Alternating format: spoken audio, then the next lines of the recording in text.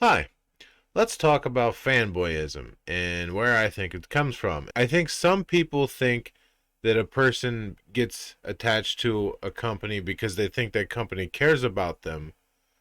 And I don't think that's really where fanboyism comes from. Do you remember being a kid and you say you went to a friend's house, right?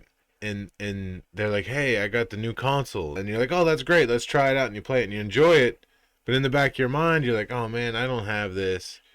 And then you end up going home and you have to convince yourself that you're okay with the thing you have. You basically convince yourself that you don't need the other thing that you, in the back of your mind, wish you had. Now, some people do get kind of emotionally or sentimentally attached to things like consoles. You might have a console that just feels like home. It might not be that you think one is inferior to the other, it's just one feels like home. When you load up the screen, you see the user interface, the way it feels like home. And that's really sometimes as simple as that, but there's another side of it, and I think this is the thing that nobody really talks about. And a lot of people that fanboy for something, they do that because that is the thing that they have. That's the thing they could afford. And the other thing that they can't afford yet, you have to convince yourself that you don't need it until the day you get it. Once the day comes where you get that thing, you're like, "Oh, this thing's great. I love it. I'm glad I have it now." I have done this many times. I have gone to friends' houses that had better consoles than I did, and I would have to cope.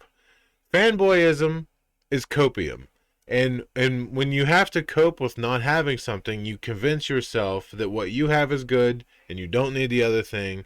And I think that is a big root, a big seed of being a fanboy of something. Is it's not just being a fan. A lot of when they take it to the level of fanboy, that is coping. You're coping with not having the other thing. Now, if you're a person that has everything, like we'll keep this discussion about consoles and games and stuff.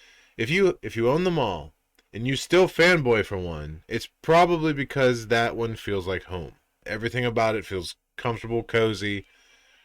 But can we just agree that it's stupid? These companies don't care about us at all. I'm sure the developers want to put their artistic vision out for their games, but when it comes down to it, everybody wants to make money, and we are the customers, and they don't care about us further than that.